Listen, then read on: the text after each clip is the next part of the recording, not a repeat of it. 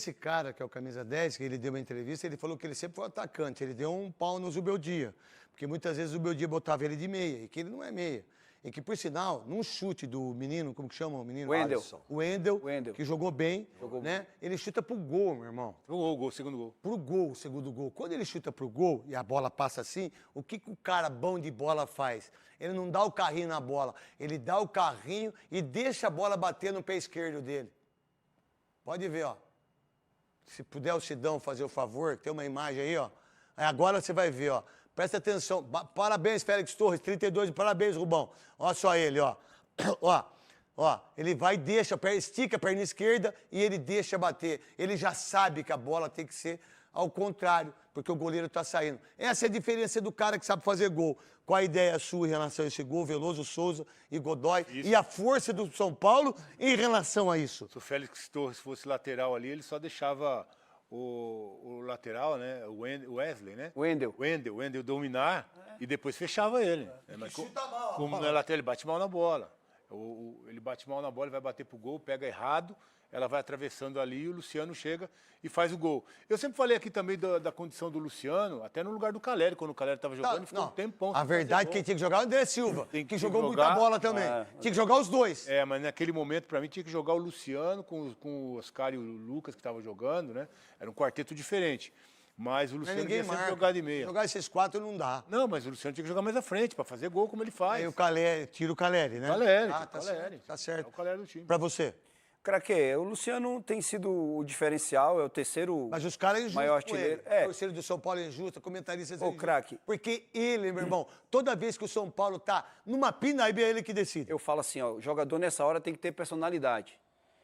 O torcedor não quer saber se você vai entrar de camisa 10, de meia para ajudar. Ele quer que você desempenhe, como a palavra que todo mundo usa hoje, performance dele, né?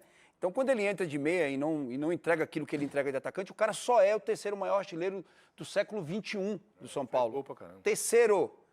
Então, não é qualquer jogador. Um cara que teve proposta da Arábia, não saiu, teve proposta do Santos, teve proposta do Cruzeiro, não saiu.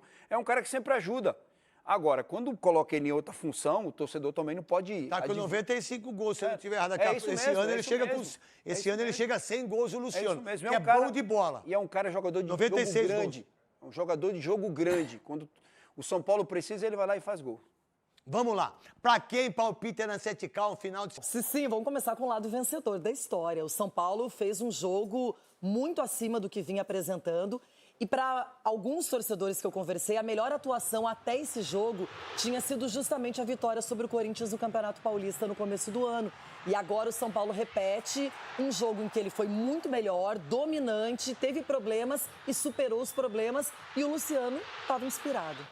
Não, o Luciano inspirado e no lugar certo, né? No lugar certo, que é onde o torcedor são paulino e que todos, né, que os treinadores, quando optam por esse posicionamento dele, ele corresponde que é perto do gol.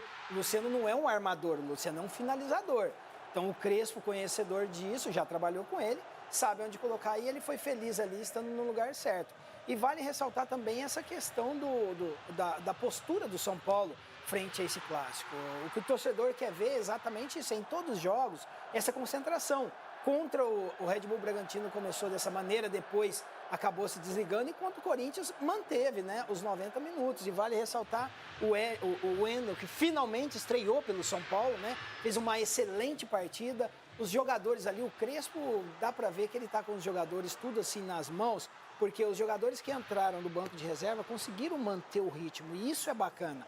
E pegou o Corinthians, que não quis jogar também. Então o São Paulo fez prevalecer a força, a vontade, e com todo o mérito, poderia ter ganho demais se tivesse dado o pênalti ali, porque foi pênalti no Oscar, só uma pessoa que não quer apitar, que não dá, porque foi pênalti, claro, mas valeu a vitória, porque também pra gente é normal ganhar do Corinthians. Isso Pela comemoração. Tá em crise, chama o Corinthians? Tá em crise, chama o Corinthians.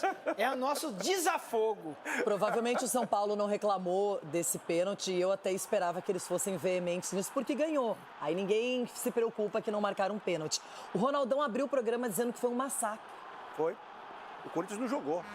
E o Corinthians tem um grande defeito no seu setor defensivo. Que buraco que deixou aí, o espaço que estava dando para os jogadores. E o Félix Torres, ele não é jogador para o Corinthians. Ele é um jogador para a seleção equatoriana. Aí ele tem que ir para lá. O Dorival está tentando até na lateral, mas você vê que na lateral ele complica o time também. Então, tem coisas que não adianta você ficar olhando só para o Memphis. Ah, o Garro não jogou. Ah, o Memphis não jogou, mas eles jogam. Eles, quando são bem acionados, no segundo tempo, o Garro foi o melhor em campo do lado do Corinthians. Mas você vai ficar passando pano no Memphis ainda? Não é passando pano. Eu falei antes, se o Memphis jogasse, o São Paulo ganharia. O Corinthians é um time competitivo sem o Memphis, e com o Memphis é um time que joga pra ele. Tá, a sua opinião ela é válida, eu vou até ouvir. Mas a verdade é que o problema do Corinthians não é o Memphis. Ah, a sua não vale. O porque problema, não, eu falo você falar sua. do Memphis, você acha que o Dorival se precipitou, precipitou, Rona, porque ele tira o Memphis para colocar um jogador Então, muito esse jovem, foi o Guinegão? Para mim, esse foi o problema. Quando você tem um cara do nível do Memphis, você tira ele de campo, você acabou com a responsabilidade dele. Você zerou ele do jogo. Você tem que deixar ele lá. Porque ele tem que sofrer junto com os companheiros. Porque a primeira coisa, Dorival, ele ganha mais que todo mundo. Segunda, é o cara que sabe jogar nesse time. Querendo ou não, ele estava andando, eu também vi que ele estava andando no primeiro tempo. Você poderia tirar qualquer um do time. Mas o pessoal que carrega o Mas piano, a única chance do Corinthians foi uma enfiada dele pro Romero. Então, o Romero carimbou, chutou na cara do Rafael ainda. Era só levantar a cabeça e tirar. O Dorival tirou ele no primeiro tempo. Rapaziada, grande vitória aí do São Paulo no Majestoso, no Morumbi, vitória incontestável. O São Paulo dominou o Corinthians praticamente não teve muita chance, né? O São Paulo teve as melhores chances, sempre buscou o jogo.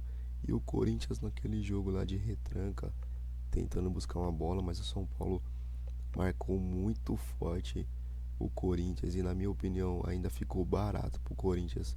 O Corinthians poderia ter tomado uma goleada histórica. Cara, um grande jogo do Luciano, se não um dos melhores dele com a camisa do São Paulo. Praticamente decidiu o jogo, destruiu em campo. Golaço lá no primeiro lance, né, do passe do André Silva. E depois no segundo lá, aproveitando a oportunidade dentro da área lá com desvio, matando o goleiro Hugo. Então 2-0 São Paulo e ficou barato pro Corinthians. E no clássico também foi provado que eu sempre falei aqui no canal, quem acompanha sabe, Luciano, eu sempre falei, Luciano dentro da área, ele é um ótimo atacante, um bom finalizador. Agora fora da área de meia, ele é um jogador nulo. Teve uma entrevista ainda no final do jogo, ele meio que alfinetando aí os técnicos que colocava ele de meia. O Luciano nunca foi meia, ele não tem nem praticamente velocidade para ser meia, não tem aquele drible para ser um meia clássico, que ele passe refinado. Ele é um ótimo finalizador, então ele tem que estar dentro da área como atacante. Atacante é atacante. Então foi uma partida muito segura do São Paulo, dominou o jogo. A zaga do São Paulo ganhou todas lá contra o Memphis. O Memphis aí praticamente não fez nada, perdeu todas. Arboleda jogando muito, Alan Franco. Ferrarese também jogou demais. Cara, partidaça do Wendel. O Wendel, acho que foi a melhor partida aí, com a camisa do São Paulo, das poucas partidas que ele tem, né? Jogou demais, o time inteiro foi bem. Então agora é o São Paulo da sequência, né? Próximo jogo contra o Juventude, depois o Fluminense no Morumbi, trazer 2 bons resultados, dar uma subida na tabela e se afastar aí da zona de rebaixamento. Então deixa sua opinião aí sobre o clássico. Se for novo no canal, se inscreve aí, deixa seu like e até o próximo vídeo. Falou!